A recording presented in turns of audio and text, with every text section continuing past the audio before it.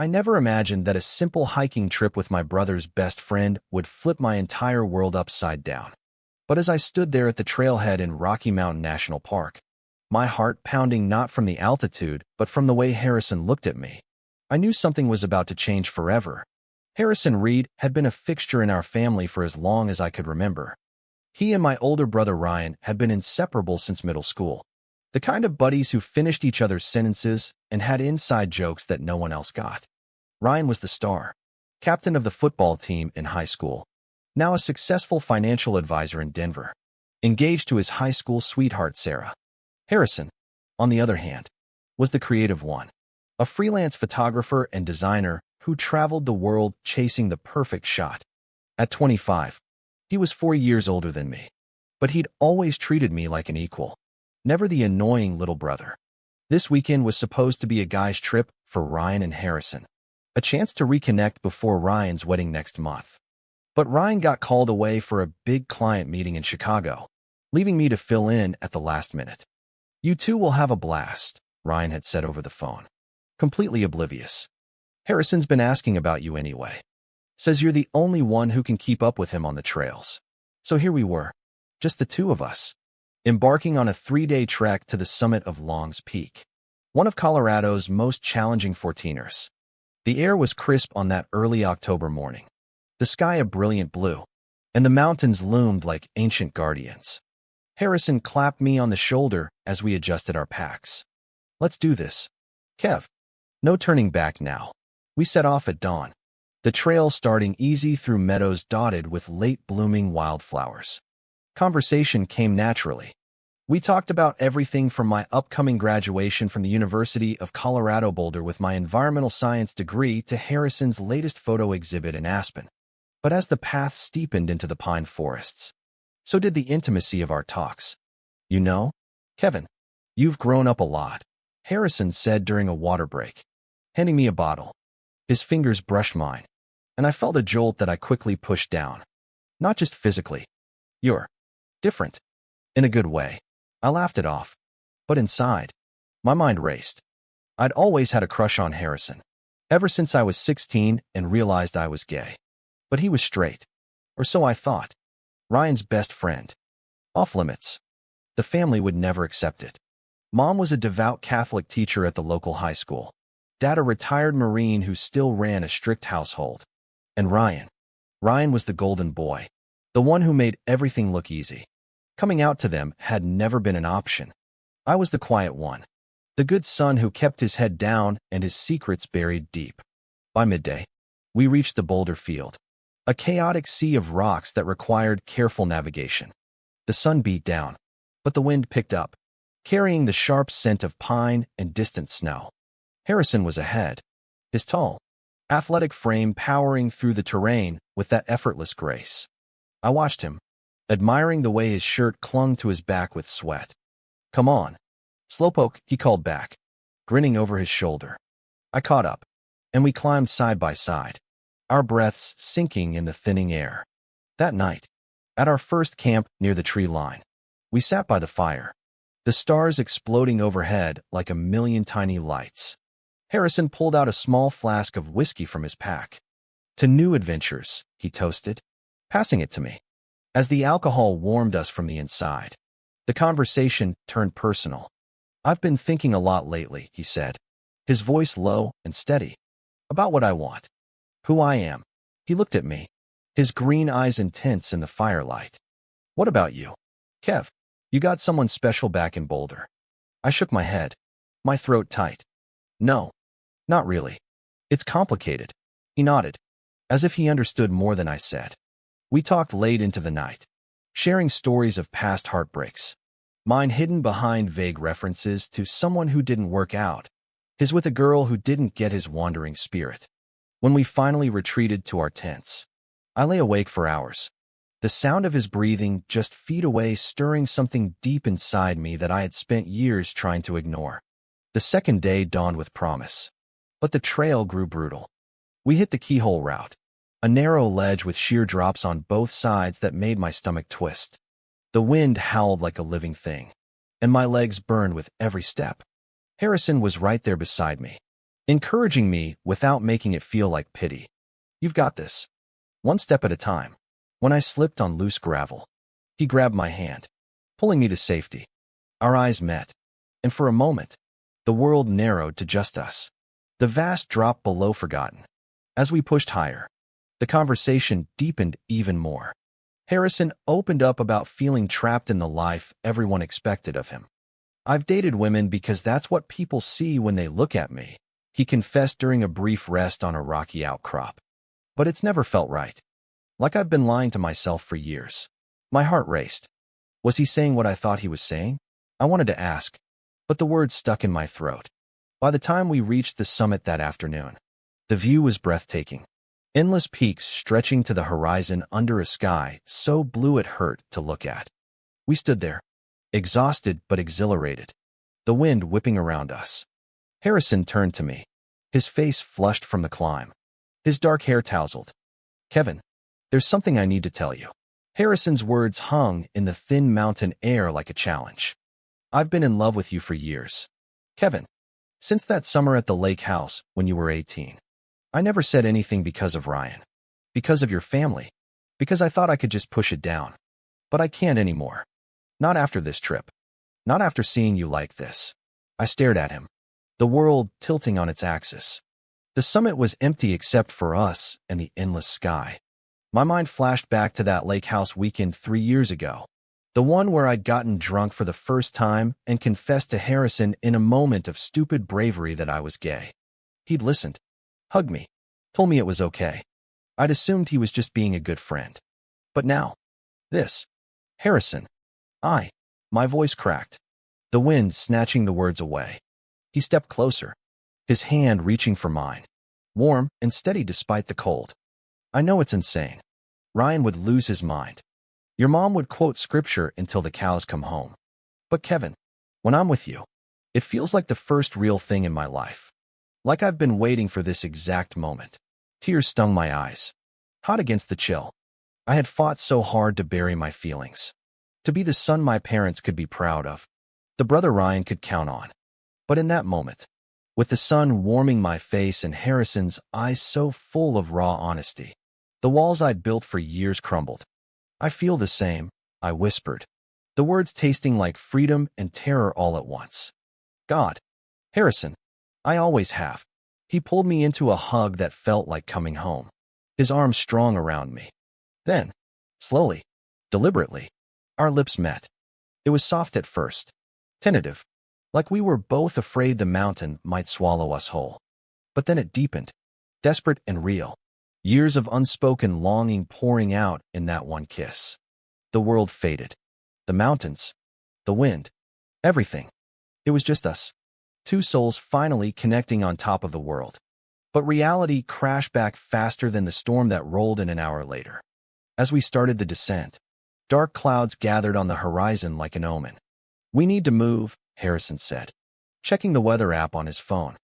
"This is going to hit hard." The weather turned vicious within the hour. Rain came first, then sleet, then heavy snow that reduced visibility to a few feet. The trail became a slippery death trap, the narrow ledges now coated in ice.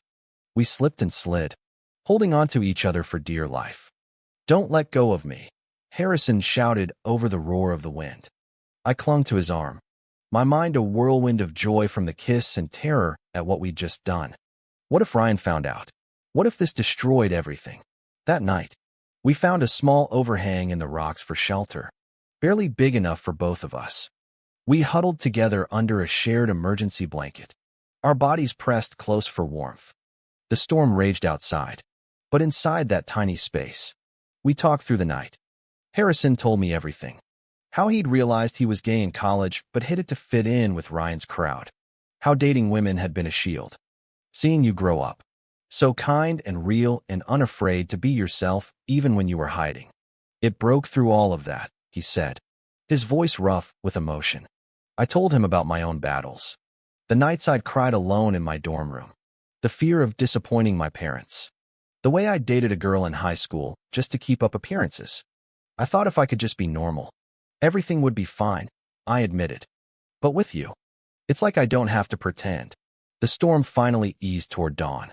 leaving a blanket of fresh snow. We emerged from our shelter exhausted, but closer than ever. As we continued the descent, the bond between us felt unbreakable. But deep down, I knew the real storm was waiting back in Denver. We made it back to the trailhead by late afternoon on the third day. Our bodies aching, but our spirits high. The drive back to Denver was quiet at first, filled with stolen glances and tentative touches when we stopped for gas. "What now?" I asked as we pulled into my apartment complex. Harrison killed the engine and turned to me. "We take it slow, but we don't hide from each other." "Not anymore." I nodded, but the guilt was already creeping in. Ryan was due back from Chicago the next day. How was I supposed to look my brother in the eye knowing I'd kissed his best friend on a mountaintop? The first crack appeared that evening. Harrison posted a single photo from the trip on Instagram.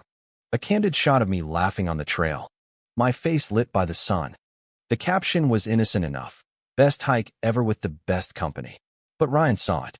He called Harrison that night while I was in the shower. When I came out, Harrison's face was pale. "Ryan wants to talk. He thinks something's up." My stomach dropped. We agreed to play it cool, to say it was just a great trip between friends. But the texts between Harrison and me that night were frantic, full of promises to figure it out. Ryan returned the next morning, bursting into our parents' house for Sunday dinner like nothing had changed. Mom had made her famous pot roast, the house smelling of rosemary and comfort. Dad was in his usual spot at the head of the table, flipping through the sports section. Ryan hugged me hard. "Missed you, little bro." "How was the hike with Harrison?" "It was incredible," I said, forcing a smile. "Tough, but worth it."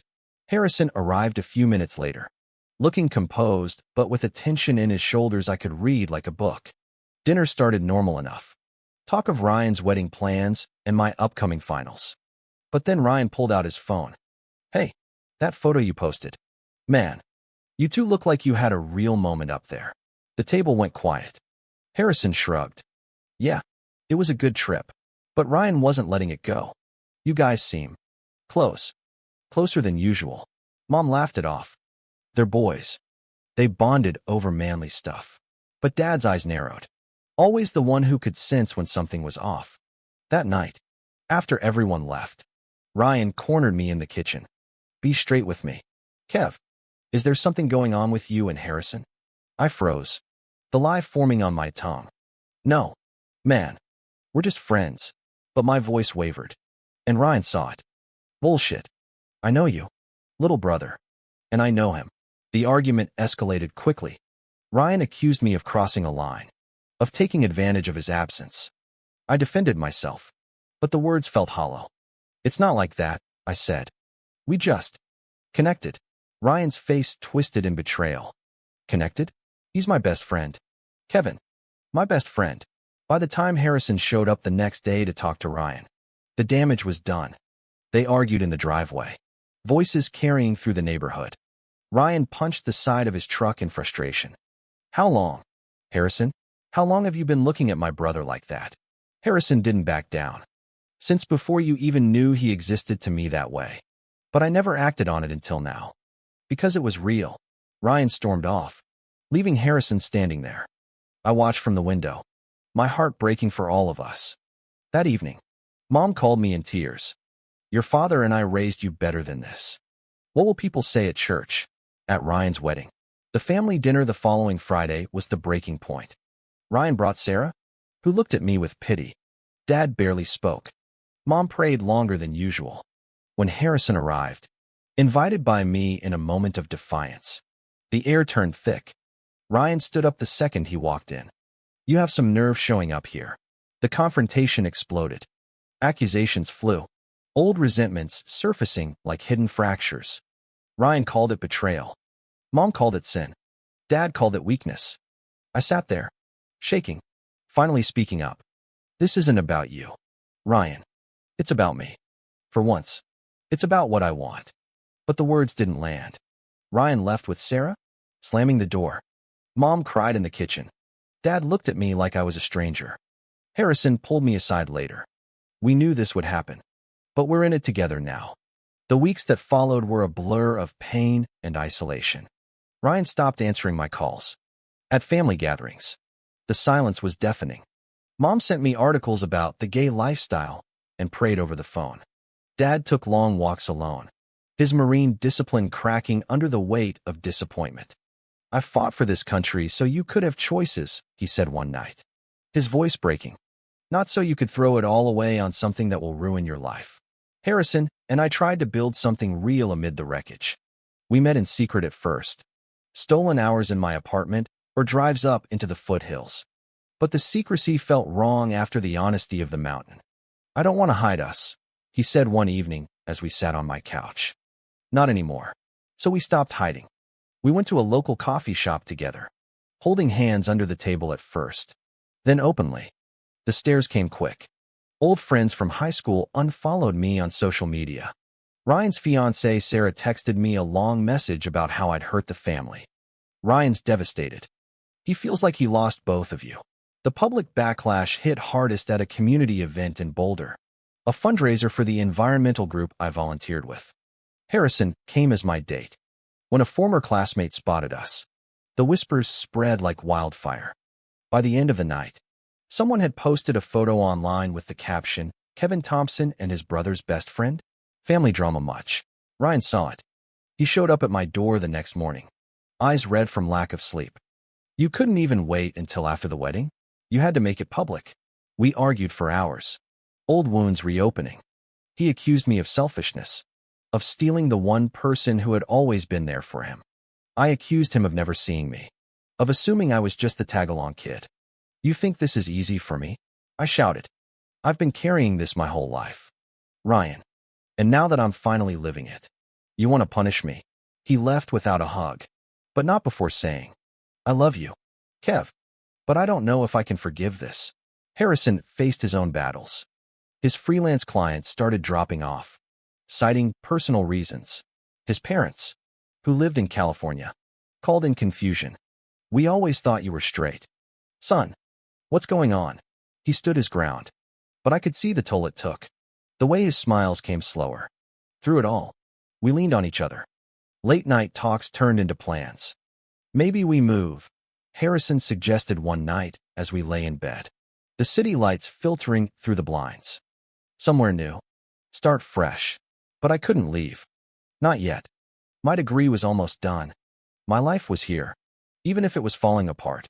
The lowest point came when Mom had a health scare, a minor heart episode that turned out to be stress-related. She asked for me at the hospital, but when I arrived, she turned away.